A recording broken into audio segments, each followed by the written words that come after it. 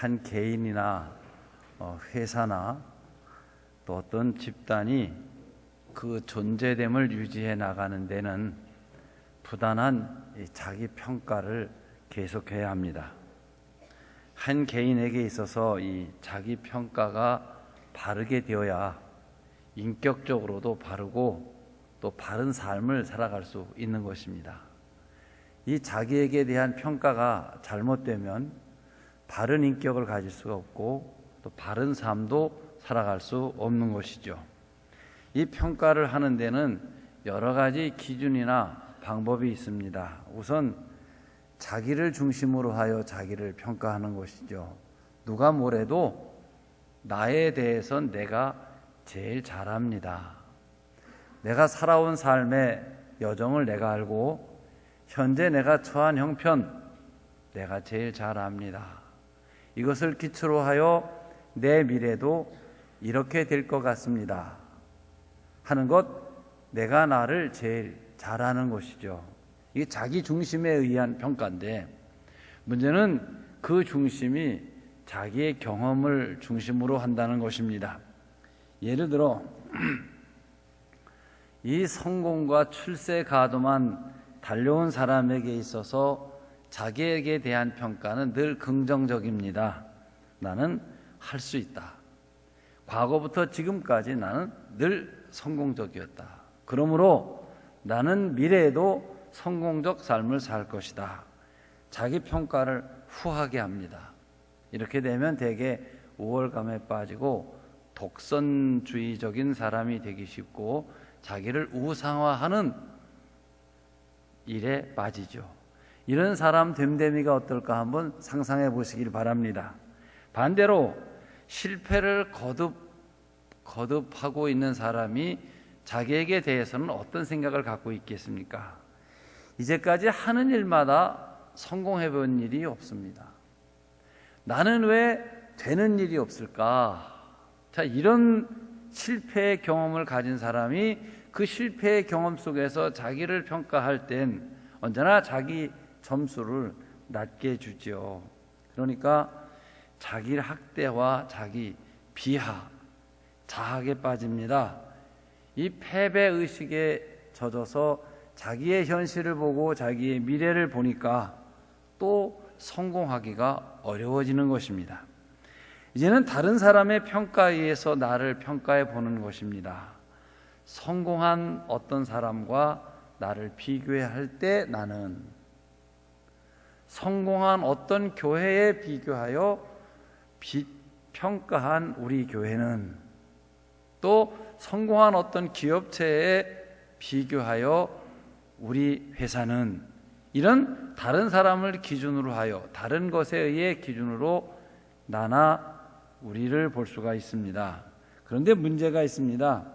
어떤 다른 대상을 기준으로 해 나를 맞추어 보다 보면 이 개성도 철학도 주관도 없이 흔들린다는 것입니다. 여러분, 무조건 남의 말을 잘 듣는 사람, 어떤 사람일까요? 우리 어려서부터 들어왔고 또 우리가 우리 후손들에게 전해줄 그런 이솝 우화 중 팔러가는 당나귀 얘기가 있습니다. 한 동네 아버지와 아들이 당나귀를 팔러 장에 가는 얘기죠. 한번 생각해 보세요. 당나귀를 앞세우고 아버지와 아들이 뒤에서 당나귀를 따라 장을 향해 갑니다. 동네 사람들이 그 모습을 보고 이야기를 합니다. 그 당나귀를 그냥 가게 하느니 당나귀를 타고 가면 편하지 않을까? 옳은 말입니다. 그래서 아버지가 당나귀를 타고 아들이 당나귀 뒤를 따라 걸어가는 것이죠. 어느덧 동네 우물가에 왔어요. 거긴 애기 엄마들이 쭉 앉아 수다를 떨다 그 아버지가 당나귀 등에 타고 아들이 어린아이가 걸어가는 모습을 보고, 세상에 저럴 수가 있나, 어른은 당나귀를 타고 애는 걸려서 가다니. 그 말 들으니까 그 말이 맞아요. 그래서 아버지가 당나귀에서 내려오고 다시 아들을 태웁니다. 이제 갑니다. 또 노인정 앞을 지나가니까 노인들이 세상이 말세가 됐지, 어린 놈은 당나귀를 타고 늙은 애비가 걸어간다니 이렇게 얘기를 하네요. 그래서 안 되겠다. 이렇게 아들과 아버지가 함께 이제 당나귀를 타고 가는 것입니다. 자, 이제는 당나귀를 타고 한참을 가더니 시골 농부가 있고 목장 주변을 지나갈 때 농부들이 말합니다. 아무리 말 못하는 짐승이라고 해도 저 작은 당나귀에 2사람씩 타면 되나? 그 말을 듣고 보니 또 지나치다는 생각이 들어 내려옵니다. 그래 생각한 끝에 당나귀를 묶어서 작대기를 꿰어서 아버지와 아들과 메고 가는 것입니다. 당나귀는 버둥댑니다. 그 모습을 보고 온 동네 사람들이 다 깔깔거리고 웃습니다. 웃음소리에 이 작대기를 놓쳐서 당나귀가 개천에 떠내려간다는 그런 얘기입니다. 자, 여러분, 정답이 무엇입니까? 아무렇게나 시세보다 당나귀만 잘 팔면 되는 것입니다. 그런데 이 사람 저 사람 얘기를 듣다 보니까 당나귀는 잃어버리고 망신만 당하고 말았습니다. 이 이야기가 기원 전 얘기입니다. 그러니까 2000년 동안을 우스갯소리를 하면서 우리들이 듣고 전해주고를 반복하는데, 이 팔러가는 당나귀 이야기는 모든 시대의 사람들을 가리키는 말입니다. 주관도 철학도 가치관도 없이 풍조에 따라 살아가는 시대마다의 그 사람들을 가리키는 말이에요. 사랑하는 성도 여러분, 이 성도들은 예수님이 인정하는 가치 속에 살아가는 사람들입니다. 세상에서 예수의 부르심에 의해 선택됐고 예수님의 뜻을 따라 살도록 예수님에 의해서 뽑혀진 사람들입니다. 아브라함을 생각해 보십시오. 이 갈대아 우르라는 세상에서 하나님의 부르심을 받고 하나님을 향해서만 일생을 삽니다. 아브라함의 삶의 목적이나 행동 동기의 원칙, 오직 하나님이십니다. 노아도 마찬가지입니다. 당시 세상 풍조와 형편이 어떠하든지 하나님의 말씀만 따라서 살아갑니다. 모든 삶 행동하는 이유, 최고의 가치와 권세는 하나님이십니다. 결국 그 말씀에 순종함으로 방주가 만들어졌고 자신과 그 가족들이 구원을 얻는 복을 누렸습니다. 하나님은 저들의 믿음을 의로 여기셨습니다. 저들은 하나님의 뜻에 합당한 삶을 살았고 하나님의 뜻에 따라 순종했으며 모든 평가도 하나님의 기준에 의해 평가하며 살았습니다. 이것이 신앙인입니다. 내가 나를 보기에 어떠하든지, 다른 사람이 나를 보기에 어떤 평가를 하든지, 내게 있어서 가장 중요한 것은 오늘 예수님께서 나를 어떻게 보고 계시느냐, 나를 부르신 주님의 비친 내 모습은 어떤가, 이것이 내가 사는 목적입니다. 내가 존재하는 이유입니다. 모세를 생각해 보십시오.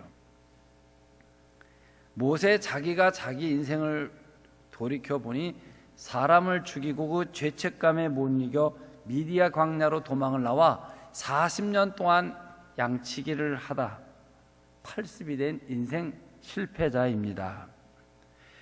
다른 사람이 볼 때도 볼장 다 본 80 먹은 늙은이에 불과하지요. 이런 살인자와 실패자로서 인생의 회의와 좌절을 갖고 오늘도 말귀를 알아듣지 못하는 양을 치고 있습니다. 그런데 하나님께서 호렙산 가시떨기 앞에서 모세야, 모세야 하고 부르십니다. 하나님의 말씀이 내가 너를 사용하시겠다고 하십니다. 이스라엘에서 고생하고 있는 내 백성을 구원하기 위하여 너는 오래전에 내가 준비시켜놓은 내 일꾼이며 내 그릇이라고 하십니다. 여기에 있어서 모세에게 믿음이란 무엇이지요? 하나님의 말씀을 인정하고 받아들이는 것입니다. 내가 볼 때도 별 볼 일 없는 사람이에요. 나를 주변으로 한 모든 사람도 나를 별 볼 일 없는 사람이라고 하지만 하나님께서 내게 대하여 큰 일을 위하여 준비된 사람이라고 하십니다. 이 하나님의 평가와 그 선택 부르심을 아멘으로 받아들이는 것입니다. 이것이 모세에게 있어서 믿음입니다. 이제 모세는 자기의 능력이나 지식으로 살아가지 않습니다. 하나님의 전능하신 능력과 하나님의 부르신 목적 속에 살아가는 새로운 하나님의 사람입니다. 내가 나를 보아도 내 모습이나 내 능력이 시원치 않고 다른 사람이 나를 보고 하는 말도 내 모습이 시원치 않다고 합니다. 주관적 평가도 별 볼 일 없고 객관적인 평가도 시원치 않습니다. 그러나 성도는 하나님이 인정하시는 것, 예수님이 인정하시는 것으로 삽니다. 이것이 믿음으로 산다는 것, 이게 성도들의 가치관입니다. 예수를 믿는다는 것은 여러분, 예수님 안에서 나를 발견해내는 것입니다. 그리스도 안에서 그리스도께서 나를 위하여 지불하신 십자가의 은혜 안에 감사하고 하나님의 사랑을 발견하면서 살아가는 내 모습, 이것이 모든 성도들의 삶이에요. 오늘 본문에는 예수님이 계시고 예수님을 따르는 12 제자들이 있습니다. 그때나 이때나 이들을 성도라고 불러야 하겠죠. 32절을 보면 예수님은 그들을 향하여 적은 무리여 무서워 말라 그러셨고, 28절을 보면 그 적은 무리들이 믿음이 작은 자들이었어요. 그렇죠? 믿음이 작은 자들아, 그렇게 책망을 하시고 32절에 적은 무리요. 그러니까 믿음도 적은 사람들이, 작은 사람들에게 숫자적으로도 적다, 그 말이에요. 여기 작다나 적다는 말은 많은 양에 비하여 적은 것을 가리키는 어떤 부피나 크기를 가리키는 말이 있지만, 의미적으로는 이 배운 것도 시원치 않고 가진 것도 별로 없고 사회적 지위나 권세 모든 면에서 보잘것없는, 세상에 관심 밖에 별 볼 일 없는 사람이라는 그런 뜻이 됩니다. 실제적으로 당시에 예수님도 예수를 따르는 사람들도 당시 세상에선 별로 관심 밖에 시원치 못한 사람들이었습니다. 이들은 다 좀 점잖지 못한 말로 때거리를 걱정하는 사람들이었어요. 무엇을 먹을까, 무엇을 마실까, 무엇을 입을까 염려하지 말라고 예수님이 말씀하시는 걸 보면 지금 그들은 염려를 하고 있는 사람들인 거예요. 정말 이 세상에서 이들이 있어도 그만 없어도 그만 아무도 관심 갖지 않는 별 볼 일 없는 사람들이 이들, 초라한 인생들입니다. 예수님께서는 이 초라한 제자들을 향해서 적은 무리요 무서워 말라, 이 말씀 속에 두 가지 뜻이 있어요. 하나는 너희들 스스로가 작게 여기지 말아라, 배운 것 가진 것 명예권세 없다고 스스로 자격지심에 나는 아무것도 할 수 없다, 그런 생각하지 말라는 뜻이 되고, 두 번째는 세상 사는 거 겁내지 마라, 나와 함께한 너희들을 막을 자가 없다, 이런 뜻이 담겨진 말이기도 합니다. 사랑하는 성도 여러분, 우리 믿는 사람들은 세상 사람들이 보지 못하는 세상을 보면서 사는 사람들입니다. 이 까마귀가 등장합니다. 백합화가 등장합니다. 솔로몬의 그 화려했던 부귀영화 이야기도 잠깐 나옵니다. 그런데 그런 것들 속에서 예수님께서는 그 까마귀나 백합화나 솔로몬의 부귀영화를 보는 것이 아니라 그것들이 있게 하는 분이 누구인지를 생각해 보자는 거예요. 이런 얘기 오늘 우리로 말하면, 지난해는 너무나 춥고 겨울이 길었어요. 그래 겨울이 안 오는 줄 알았어요. 그랬더니 금방 겨울이, 여름이, 봄이 왔고, 지난주에는 우리 교회 주변에 이 벚꽃이 완전히 흐드러지게 피어서 교회에 도착하는 분들마다 둘러보고 벚꽃 축제를 내년에 합시다, 다 그런 얘기를 했어요. 자, 겨울이 춥고 길었습니다. 그리고 벚꽃이 흐드러지게 피었습니다. 이것은 이 동네 사람이 볼 때도 똑같은 얘기고 우리가 봐도 똑같은 얘기인데, 오늘 우리 주님께서는 그 배후를 보라 이거예요. 그 추운 겨울을 가게 하고 봄이 오게 하시는 분이 누구냐? 네가 심지도 않고 물 한 번 주지 않을 벚꽃이 이렇게 화려하게 핀 것이 솔로몬의 부귀영화로 비교할 수 없지 않느냐? 그러며 그 다음 말씀이에요. 하물며 너희일까 보냐? 심지도 않고 물 한 번 주지 않고 걸음 한 번 주지 않은 벚꽃도 이렇게 화려하게, 백화점 한 번 갔다 오지 않았는데 화려한데, 하물며 너희일까 보냐. 이 세상에서 하나님께서 뽑으시고 선택하고 예수님이 십자가에 달려 그 값을 지불하고 산받은 너희일까 보냐. 얼마나 엄청난 얘기인가 여러분 생각을 해보십시오. 하나님의 관심과 사랑과 돌보심 속에 사는 우리를 보니까 이 까마귀나 백합화 속에서 하나님의 그 구속의 사랑과 섭리를 봐야 하지 않느냐, 이런 말이에요. 우리 부목사님들이 새로 오시고 같이 구리시 이곳저곳을 신방하거나 다닐 일이 있으면 제가 골목골목 이 집들을 새길을 잘 알고 이 뚝방길만 해도 옛날에는 한가했는데 지금은 여기서 구리어중 가는데도 30-40분 걸릴 때가 있어요. 길이 꽉 막혀가지고. 그런데 새길로 가면 또 아주 빨리 가거든요. 사실 구리시 전체를 손금 보듯 제가 보죠. 뭐 성림연립이 어디 있는지, 성우연립이 어디 있는지, 은하수연립이 어디 있는지 다 제가 전도 들고 골목골목 그 계단마다 안 타본 집들이 없는 거예요. 그러니까 뭐 눈 감고도 환한 곳이죠. 뿐만 아니라 구리시 안에서만 이사를 여러 번 해가지고 동네 그 정서를 제가 아주 잘 아는 그런 사람이에요. 그리고 제가 옛날 얘기를 해줍니다. 구리시 이 수택동이란 말이 한문으로 물수자에 못택자를 쓴다. 언제부터 수택동이라고 했는지 그 동네 이름을 누가 지었는지 모르지만 참 기가 막히게 지었다. 지금은 배수펌프 시설이 잘 되어서 옛날 얘기가 되었지만요, 이 롯데백화점 앞에가 수택 1동인데 거기서부터 구리어중 쪽은 해마다 상습 수해 지역입니다. 정확하게 여름에 장마 지고 나면 거의 1층 쪽은 물난리를 다 겪습니다. 예외가 없습니다. 그럼 물난리 겪으면요, 분뇨가 역으로 올라오죠. 연탄 사놓은 게 다 죽이 돼버립니다. 그 시커먼 물이 들어와 이불 애들 장난감에서부터 방 안이 이만치 찹니다. 얼마나 비관스럽고 참 힘든지 몰라요. 저도 물난리 겪어봤죠. 그렇다고 이 모습 일가 친척 불러 자랑할 수도 없고, 그래 여고 안에서 자다가 결국 물난리가 지나가고 나면 골목마다 이불자리 젖었던 거 다 꺼내 산더미같이 쌓이면 그 땡볕에 냄새가 진동을 합니다. 파리가 끼고. 그럼 시에서 또 분무기 달린 그 소독을 하고 막 그래요. 그러면 이사를 갑니다. 구리시 다시 나온다 그러고 마석이나 저 평내 쪽으로 가는 사람은 그나마 더 싼 집 찾아가는 거고, 서울 쪽으로 가는 사람은 좀 형편이 나은 사람이 서울 쪽으로 가요. 그러면 이 집임자는 말입니다, 또 집을 말려가지고 도배를 깨끗이 해놓고 집단장을 다 해놓습니다. 그러면 추석 전후 해가지고 서울서 또 망가진 사람들이 와서 생각보다 집값이 싸거든요. 집은 괜찮게 생겼고 도배도 깨끗하고. 그러니까 또 와 살다가 연중 행사 그 다음 여름에는 반드시 그분도 겪고 나가는 거예요. 이게 계속 반복하는 거예요.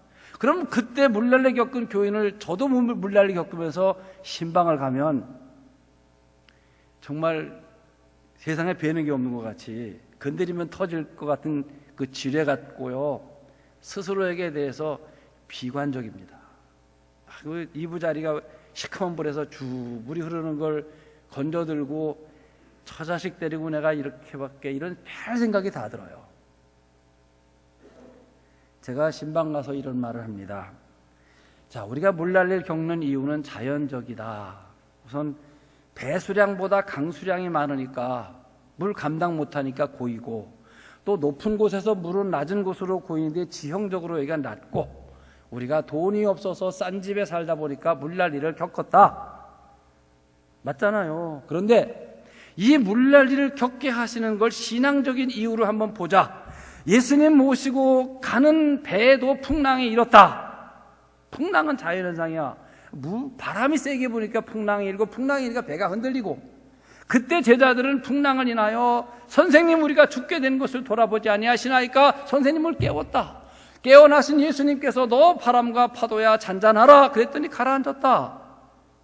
우리 신앙의 선진들이 모두 이와 같은 연단과 고난을 받고 축복의 자리로 옮겼다면, 오늘 하나님께서 당신도 성도님께서도 그런 시련의 자리에 있으니 기도하고 우리 더 성장된 신앙으로 성숙된 믿음을 가자. 그러면 주님께서 우리를 축복의 자리로 옮기실 것이다. 자, 이 물난리를 겪는 단순한 자연재해 앞에 하나님의 섭리와 경륜과 사랑, 인도하심을 볼 때, 그 깨닫게 될 때 얼굴에 어두웠던 성도의 모습이 환해지고 위로가 되고 용기를 갖고 희망을 갖는 모습을 보았습니다. 사실 우리는 세상을 살아가면서 이 많다 적다, 크다 작다, 넓다 좁다, 높다 낮다, 배웠다 못 배웠다, 가난하다 부하다, 귀하다 천하다, 이 양이나 질이나 어떤 신분을 표현하고 사는 일에 너무나 익숙해져 있는 우리들입니다. 그런데 여러분, 우리는 신앙인이기 때문에 신앙 안에서, 하나님의 말씀 안에서 이 모든 것을 다시 보는 그런 안목을 가져야 하겠습니다. 주님이 함께하고 계시는 것이냐, 지금 주님께서 인정하시는 것이냐, 지금 주님께서 기뻐하시는 것이냐, 이것을 기준으로 하여 우리의 현실을 보자는 것입니다. 세상은 많은 것 좋아합니다. 큰 것 좋아합니다. 넓은 것을 좋아합니다. 높은 것을 좋아합니다. 부자를 선호하지만 신앙인인 우리들은 그것들 위에 하나님이 함께 하시느냐, 주님께서 인정하시는 것이냐, 주님께서 기뻐하시는 것이냐 묻자는 거예요. 거기에 의해 평가해 보자는 거예요. 성경 안에서 많다 적다의 의미는 신앙적인 의미를 부여할 때 새롭습니다. 다윗이 긴 고난 끝에 이스라엘의 왕이 되죠.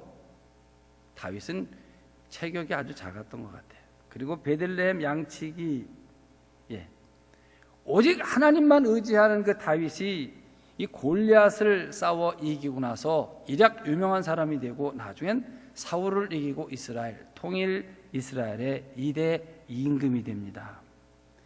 다윗이 왕이 되고 나서 생각하기를 이 위험을 좀 사람들에게 알리고, 만약 유사시 전쟁이 난다면 나라를 어떻게 지킬 것인가, 이런 불필요한 고민을 하다 군대 장관 요압을 불러서 지시를 합니다. 자, 인구조사를 해라. 저 남쪽 브엘사와서 북쪽 단까지 있는 모든 이스라엘 사람들 중에서 창을 들고 전쟁에 나갈 만한 장정이 몇이나 되는가, 이 방패와 칼을 들고 나갈 수 있는 사람은 몇 명이 되며, 전쟁터에 동원될 수 있는 말은 몇 필이 되며, 군량민은 얼마나 되는지 재고 파악을 하라. 일국의 왕이 이런 파악을 하는 것은 당연하지 않겠습니까, 여러분? 그런데 이 다윗의 행위에 대해 하나님께서 아주 괘씸하게 생각을 하셨습니다. 하나님께서 불쾌하게 생각하신 것은 네가 이때까지 살아온 것이 숫자에 의해서 살아왔느냐는 질문이에요. 네가 골리앗을 이길 때 창이 길거나 체격이 크거나 몸무게가 무거워서 이겼더냐? 네가 사울을 이길 때 군인의 숫자가 많아서 이긴 것이냐? 하나님이 하신 일 아니냐? 만군의 여호와, 내가 너를 택했고 너에게 은혜와 기회를 주어서 너를 여기에 이르렀는데 네가 인간적인 물질과 숫자를 의지하면 너의 믿음이 어디에 있느냐? 내가 하나님을 전적으로 잘 의지하게 되면 하나님께서 나라를 지켜주시고 평안을 주실 것이다, 이런 믿음을 가져야지. 말 숫자 파악해서 네가 나라를 지키겠느냐, 이런 질문이에요. 사실 여러분, 하나님이 인정하시지 않는 숫자가 무슨 의미가 있습니까? 사무엘상 17장 갈멜산의 엘리야와 그리고 바알 선지자, 아세라 선지자 850명의 기도 대결 생각해 보세요. 성경에 85명의 그쪽 선지자들이 있었지, 사실은 거기 아합 임금과 구경군까지 합치면 수백 명, 수천 명이 있다고 할 수도 있습니다. 그런데 엘리야 한 사람입니다. 하나님을 의지하는 한 사람이 그 전부보다 더 큰 숫자라고 성경이 말하고 있는 거고, 그 엘리야의 기도에 응답하셔서 승리하게 하셨지요. 사실 여러분, 한강에 물고기가 몇 마리 있겠습니까? 질문 자체가 의미가 없는 거예요. 지금 구리시에 놀러 나가지 않고 남은 사람이 몇 명 있겠습니까? 아무 의미가 없는 거예요. 오늘 하나님께 나와 신념과 진정으로 예배하는 사람이 몇 명이냐? 이것이 주님께서 귀히 여기는 사람이고, 그 숫자가 중요한 숫자죠.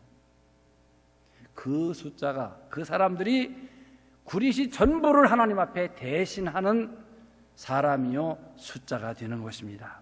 오늘 예배를 드리시는 여러분 한 분 한 분 모두 하나님께서 인정하시는 진실한 신앙인이심을 믿으시기를 바랍니다. 두 번째, 우리의 사는 생애의 이 시간의 의미도 마찬가지예요. 시간적으로 오래 살았기 때문에 오래 사는 것이 축복이냐, 이런 질문입니다. 우리는 모두 동물과 똑같이 먹고 마시고 잠자고 배설을 하면서 살아. 모든 사람이 똑같이 그런 거예요. 잠 안 자는 사람 없고 먹고 마시지 않는 사람 없고 배설하지 않는 사람이 없는 거예요. 그런데 여러분, 왜 먹고 살아야 되는가를 생각하는 사람은 얼마나 될까요? 왜 이 귀중한 시간에 잠자고 배설하는 시간까지 버리며 살아야 되는가? 이 시간 때문에 안타까워하는 사람이 몇 명이나 될까요? 한번 생각해 보세요. 지금도 시간은 가고 있지만 그 가고 있는 시간에 대해 안타깝게 계수하고 있는 사람은 많지 않은 것입니다. 괴롭도록 자기의 생애가 이렇게 사라지고 있는 것에 대하여 안타까워하는 사람도 많지 않아요.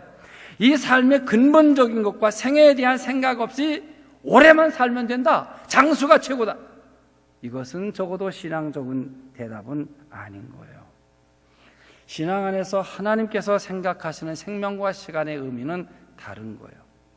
창세기 5장 끝부분에 25절 이하를 보면 인류 역사상 가장 오래 산 사람은 무두셀라예요. 969세, 31살이 모자라는 천년을 살았어요. 우리가 보통 평균 수명이 80살이라고 하면 이 무두셀라는 보통 사람들의 12배를 살았어요. 이거 엄청나게 산 거예요, 생각해 보면. 그런데 무두셀라가 행복한 생을 살았느냐, 이런 질문을 던지면 우리는 대답할 수가 없어요. 자, 보세요. 무두셀라의 아들이 라멕이에요. 라멕이 노아의 아버지야. 그러니까 노아의 아버지가 라멕이고 노아의 할아버지가 무두셀라인데, 그 나이를 정확하게 계산하면 무두셀라는 아들보다 오래 살았어요. 여기 아무리 장수를 좋아하는 분들, 내가 아들보다 오래 살겠다는 분은 안 계시겠지, 그렇죠? 그런데 계산해보면 노아 홍수 때 죽은 게 돼요. 그러니까 자기 손자는 방주를 만들어서 구원을 얻었고 그 할아버지는 물에 떠내려갔다 소리가 돼. 이게 행복한 거예요? 이게 오래 산 거예요?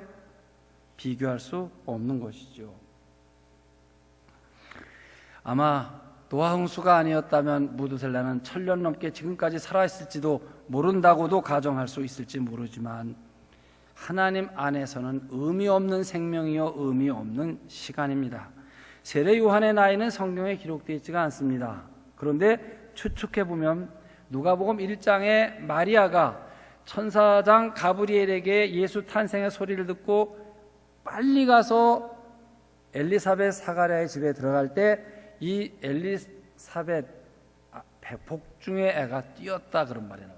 보통 임신을 하고 5개월, 6개월이 되면 애가 태동을 시작하거든요. 그러니까 세례 요한은 예수님보다 6개월 정도 먼저 세상에 왔고, 세례 요한 죽는 이야기가 예수님께서 그 평가하시는 말이 나오니까 세례 요한은 예수님보다 먼저 죽었어요. 그러니까 30세 전후를 살았다고 봐야 되는데, 예수님은 세례 요한에 대해 평가하시기를 인류, 즉 여자가 낳은 자 중에 가장 위대한 생애를 산 사람이 세례 요한이다, 이렇게 말씀을 하셨습니다. 여러분, 양적인 시간 비교를 무두셀라와 하면 무두셀라는 세례 요한보다 33배를 살았어요.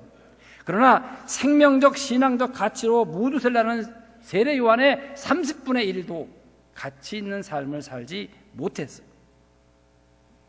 무두셀라는 무가치한 삶을 산 사람이요, 이렇게 살아서는 안 된다, 장수의 의미가 없다, 이런 예표가 되는 사람이 됩니다. 요한 웨슬레는 88세를 살았습니다. 그가 침대에 누워있는 모습을 본 그 교회 교인이, 저분은 늙어서 돌아가시는 것이 아니라 다 닳아서 없어지는 것이다, 이런 말을 했고, 같은 시대의 전도자 조지 휘트필드가 쉴 새 없이 전도하고 설교하는 모습을 본 사람들이 좀 쉬었다 하라고, 목사님 돌아가신다고, 쓰러지신다고 그랬더니 나는 녹슬어 없어지기보다 닳아서 없어지고 싶다, 그래 56세를 살았습니다. 우리 예수님은 33년을 사셨지만 우리의 신앙 속에 영원히 부활하여 사시는 우리의 구세주이십니다. 문제는 사는 것 같이 사는 삶, 가치 있는 삶, 생명 있는 삶을 사느냐, 주를 위한 삶을 사느냐, 주님을 함께하는 삶을 사느냐가 중요한 것입니다. 여러분, 빛은 어둠을 뚫고 씨앗은 뿌려놓으면 자기 키에 몇백 배의 흙을 뚫고 올라와요. 왜? 살았기 때문에, 생명력 때문에. 소금은 작지만 모든 음식의 맛을 바꾸고 누룩은 소리 없이 밀가루 소마를 부풀게 하며 또 겨자씨는 보일까 말까 작은 것이지만 큰 숲을 이루어 새들이 둥지를 틀고 거하게 하고 한 알의 밀화는 썩어 100배 결실을 얻습니다. 무엇이 문제입니까? 생명의 문제예요. 의로우냐의 문제입니다. 하나님이 인정하시느냐, 하나님이 기뻐하시느냐, 하나님이 함께 하시느냐의 문제입니다. 다시 처음으로 돌아옵니다. 지금 예수님과 12제자는 적고 작고 초라한 존재들입니다. 이 적은 무리요 능력 없는 사람들인데 주님은 그들을 향하여 적은 무리요 무서워 말라. 그리고 아버지께서 이 나라를 너희에게 맡기시기를 기뻐하신다. 이렇게 말씀을 하셨습니다. 지금 먹을 것, 마실 것, 입을 것, 의식주에 연연해야 하는 가난한 사람이지만 그들은 주님과 함께 있는 능력 있는 삶을 살 사람들이에요. 여기에 능력은 주님이 함께 하신다는 거예요. 전도하러 나가는 사람들이 10명, 15명, 30명 나가는 모습을 보면서 저는 적은 무리여, 아버지께서 나라를 맡기셨다. 적어도 우리는 나라를 세우기 위해 나가는 거예요. 그런 말씀을 우리에게 주셨고 그런 시각으로 우리가 전도하는 일을 생각해야 됩니다. 사랑하는 성도 여러분, 아무리 소득이 많아지고 문명이 발전돼도 다 힘들다 그러고 살아요. 다 힘듭니다. 피곤하죠? 흔들리지 마십시오. 여러분 자신이나 여러분을 둘러싼 형편에 의해서 여러분을 보지 말고 여러분을 위하여 십자가를 지신 예수님의 사랑과 능력 안에서 여러분을 바라보시기를 바랍니다. 그럴 때 여러분은 값지고 소중한 존재들이죠. 우리가 주님을 의지할 때 바로 주님은 나를 통하여 능력으로 역사하시고 그 나라를 맡기시기를 기뻐하십니다. 이를 위하여 선택된 사람들이 바로 여러분들이시고 접니다. 주님이 함께하는 사람들, 숫자의 문제가 아니라 세상을 바꿀, 하나님 나라를 세울 놀라운 일을 감당할 사람들입니다. 믿으시고 한 주간도 승리하시는 여러분들이 되시기를 축원합니다. 기도하겠습니다. 사랑하시는 주님, 예수 앞에 둘러선 이 믿음 작고 숫자적으로 적은 이들은 세상적으로 있어도 그만 없어도 그만 관심밖에 사람들입니다. 그런데 거기에 주님이 계십니다. 이제 주님과 함께한 저들은 하나님 나라를 세워나갈 사람들입니다. 이제 사도행전에 70명, 120명, 3,000명, 5,000명, 수만 명, 세계에 향하여 하나님 나라를 건설할 선택된 사람들입니다. 우리가 우리 자신들을 바라볼 때 세상에 비교하여 보지 않게 해주시고 우리의 살아온 과거와 현재의 모습으로 나를 보지 않게 해주시고 십자가에 못 박혀 죽으시며 우리를 선택하시고 함께 하시는 주님 시각으로 우리를 보고 평가하며 이 믿음으로 승리하는 저희들 되게 해 주시옵소서. 귀하신 예수님 이름으로 기도하옵나이다. 아멘.